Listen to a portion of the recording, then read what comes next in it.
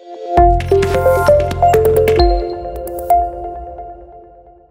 voudrait partager avec vous l'expérience de notre collaboration dans l'univers de l'automobile où, quand on vous écoute, quand on a tout bien écouté ce matin, parfois on a l'impression qu'on est dans l'ancien monde, on est dans l'ancien commerce. Et puis on se dit mais non, c'est pas vrai parce que là et là, on est dans le même mood que vous, on est dans le même mood que la grande distribution. Je crois que c'est important qu'on puisse faire ce point avec vous et c'est un cas démonstratif de ce qui se passe dans l'univers de l'automobile. Je voudrais juste revenir, et pardon pour ceux qui sont venus à notre workshop Extend, rappeler qui nous sommes.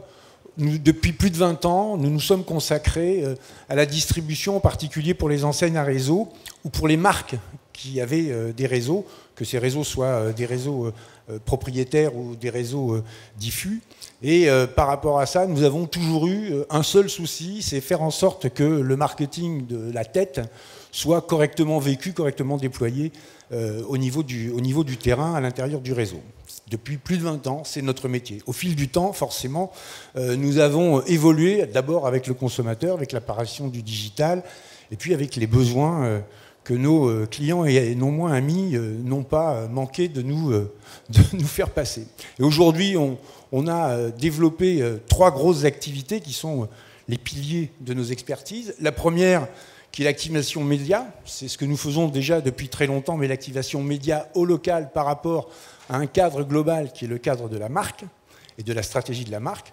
Un deuxième sujet qui est une deuxième expertise, qui est l'expérience in-store. Mais l'expérience in-store, ça n'est que l'aboutissement finalement de ce que nous faisons tout au long de suivre le client sur son parcours digital, d'enregistrer un certain nombre de choses, un certain nombre de comportements, et à partir de là, d'imaginer les futures campagnes et plein d'autres choses. Et enfin, le dernier sujet, qui n'est pas des moindres et qui est un des grands sujets qui nous préoccupe avec nos amis du secteur automobile, c'est le change management. C'est comment je fais pour faire en sorte que l'ensemble de la marque et du dispositif soit capable de se mettre à niveau pour comprendre et mettre en œuvre tout ce qu'on est en train de faire. Voilà, Paul. Je crois que j'ai rien oublié. Le monde de l'automobile, il a cette particularité, en dehors de ce que j'ai dit en premier point, d'être confronté aujourd'hui à plein de choses. Alors on vous parle de voitures autonomes, on vous parle de l'électricité, on vous parle de plein de choses. Donc il y a ce premier choc qui est un espèce de choc technologique. Mais c'est pas tout à fait pour demain, contrairement à ce qu'on voudrait nous faire croire. Et puis il est confronté, comme tout le monde, au choc de l'évolution de la manière de consommer. Voilà. Bon, merci Xavier. Donc Skoda très vite, parce qu'on n'est pas là pour parler automobile. Donc c'est une marque qui fêtera ses 125 ans l'année prochaine. Elle progresse très vite en France. On vient de doubler le chiffre d'affaires en 3 ans. Même si c'est une marque challenger en France, au niveau européen, elle est 8e devant des marques beaucoup plus installées comme Toyota, Nissan ou même Citroën qui est une marque française. Bon, on n'est pas là pour parler auto, on est là pour parler expérience client. Et c'est vrai que Xavier vient de le mentionner. Qui dit automobile dit vieille économie. Or pourtant, tout ça se modifie extrêmement rapidement. Alors bien sûr, on a aussi l'avantage pour nous d'avoir des très gros budgets d'investissement média. Ce sont des chiffres, ce sont des valeurs à 2 chiffres. Et en ce qui concerne Skoda, 35% exactement est investi en digital, alors que ce soit dans l'écosystème, mais aussi dans l'investissement média, en drive to store. Mais avant de vous parler de tout ça, il faut quand même revenir sur ce qu'est le marketing, parce que le marketing, finalement, ça n'est jamais que raconter une histoire. Alors depuis ce matin, on parle beaucoup de technologie, de digital, nous sommes tous technophiles ou quasiment, mais donc finalement, il y a une histoire humaine derrière tout ça, et c'est vrai que finalement, il vaut mieux s'adresser au cœur qu'à la tête de nos consommateurs, pour une raison simple, c'est que le portefeuille il est plus près du cœur que du cerveau. Bon, ça, c'est une donnée physique. Et cette histoire, finalement, il faut la nourrir. Alors, pour essayer d'expliquer comment nous la nourrissons, on ne va pas parler de voiture, mais finalement, je vais parler de pâtisserie. Parce que finalement, le marketing, c'est ni plus ni moins que de créer de la valeur, vous le savez tous. Et créer cette valeur, parfois, c'est mal perçu. Mais on pourra aussi rajouter un axe ici entre le rationnel et l'émotionnel. C'est finalement d'un produit basique qui a des qualités gustatives, bon, certes, qui sont là, mais finalement, une madeleine, on va dire muffin, c'est plus branché. Finalement, de faire en sorte que ce muffin de base, eh bien, au cours des réflexions stratégiques et capillotractées qu'on a dans les sièges, on arrive à en faire un produit qui apporte beaucoup de valeur et qui surtout touche l'émotion, la désirabilité, etc., etc. Bon, le problème, c'est que quand on pense à ça dans les sièges, et que l'on fait souvent des vœux incantatoires au cours de grandes messes, de grandes conventions. Le problème, c'est qu'est-ce qu'il en ressort à la fin dans le réseau. Voilà. Et pour Škoda, nous avons 200 points de vente, 150 points de vente et 200 points de contact avec la prévente. Qu'est-ce qu'il en reste de tout ça? Eh bien, malheureusement, il en reste parfois, c'est que l'idée qu'on se fait de la qualité de nos réflexions, eh bien, au final, dans le réseau, voilà, il y a quelque chose qui ressemble à peu près à ça.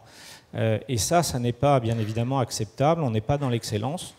Et donc, depuis maintenant 3 ans, on a cherché à comprendre comment nous pouvions arriver à l'excellence. Et c'est donc tout l'objet du travail fait avec Extend. On avait besoin de professionnels pour nous accompagner là-dessus. Et donc, voilà, c'est cette expérience client que nous développons au jour le jour avec Extend et Xavier.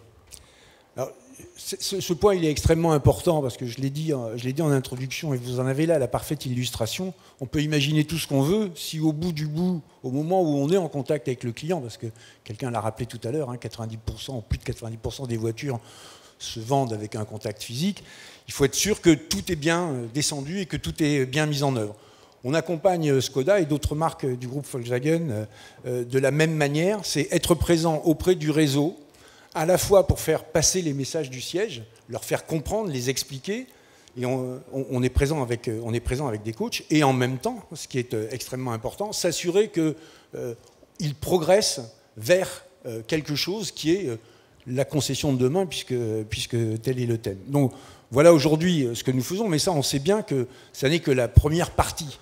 À côté de ça, nous accompagnons nos amis de Škoda sur des réflexions de la manière dont la digitalisation du contact avec le client va demain provoquer un certain nombre de modifications, à la fois dans le physique des concessions, mais ça aujourd'hui, la plupart des concessions sont des très beaux palais, mais aussi dans la manière que l'on va avoir de faire le commerce à l'intérieur de ces concessions.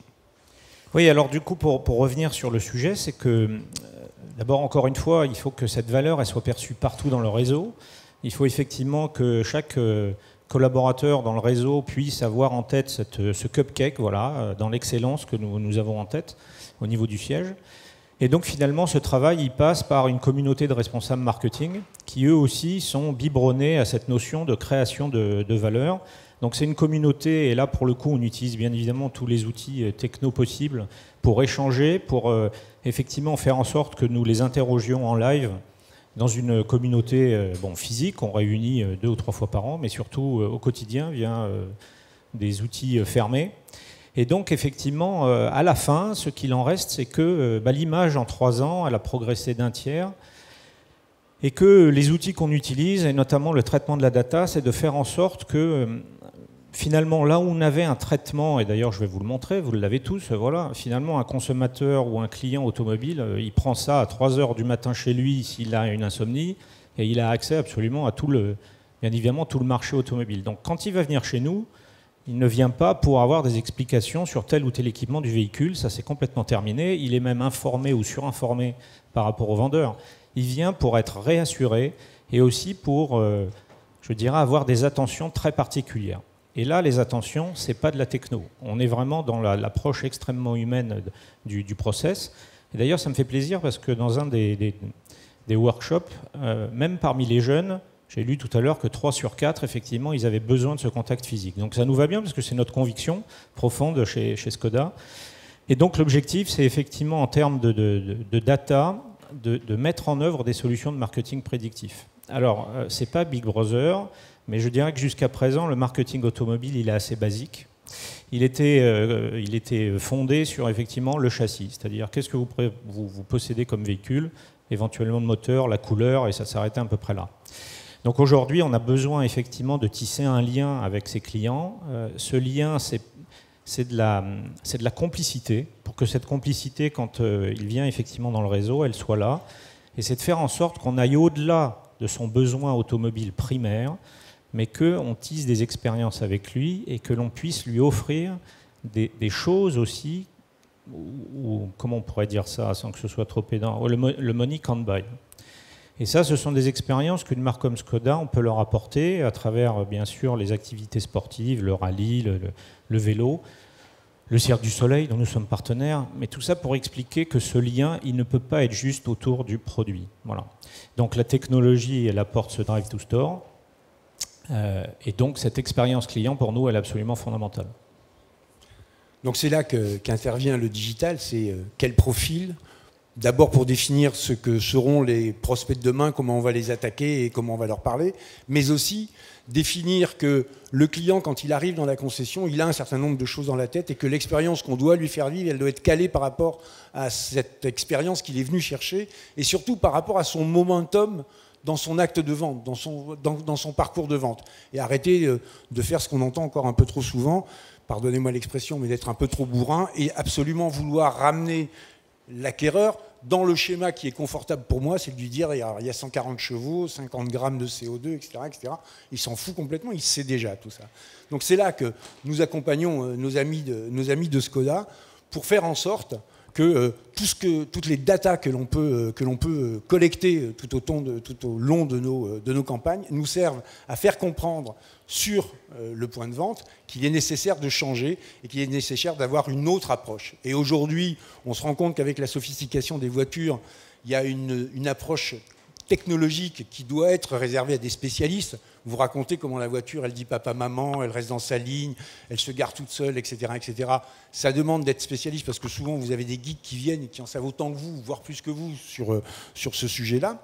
Et puis, à côté de ça, d'avoir un accompagnement. Alors, on a parlé tout à l'heure de Product Genius dans la présentation, mais qui sont des gens qui vont avoir une approche beaucoup plus proche de l'acte de vente et qui vont se consacrer à comprendre comment le consommateur veut faire cet achat, sachant qu'aujourd'hui, on n'achète plus des voitures, on utilise des voitures, hein, même s'il faut les payer à un moment ou à un autre, mais souvent c'est ça qui est extrêmement important. Donc il faut changer le comportement des vendeurs à l'intérieur des points de vente et redéfinir le cadre de la vente. Le temps défile, Et tu m'as retiré ma conclusion, Xavier. Bon, écoutez, voilà, l'essentiel que vous devez retenir, c'est qu'encore une fois, la techno, on ne l'utilise pas pour la techno.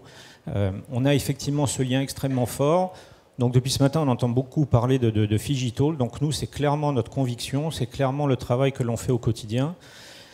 Donc entre ce traitement de la data, où on va maintenant assez loin dans la connaissance du comportement des consommateurs, je terminerai là-dessus, c'est que ce qui nous intéresse aujourd'hui, c'est pas tant de savoir s'il aime faire du sport ou quel type d'équipement il a à la maison. Bon, bien sûr, ça, on commence déjà à le savoir, mais c'est surtout que l'on puisse prendre contact avec ce client à des moments de vie très importants. Et cette notion de moment de vie, c'est ce qu'il y a de plus difficile. Donc, bien sûr, on est accompagné par des gens très intelligents qui nous aident effectivement là-dessus. Mais c'est quand même le changement fondamental et c'est aussi ce qui nous a apporté ces 3 dernières années un résultat aussi rapide. Donc voilà, mais à la fin, voilà, ce qui compte pour nous, et je réinsiste sur le sujet, c'est vraiment le contact physique. Aujourd'hui, ça c'est la partie entre guillemets plus facile que les concessionnaires comprennent. On les aide par effectivement les outils techno, mais à la fin, c'est de montrer que le travail fait en local et au contact des clients, il a évolué, il doit encore évoluer, mais ça reste quand même la base de notre relation avec eux. Voilà. Merci à tous et merci Xavier pour cet accompagnement. Et on termine dans le temps imparti.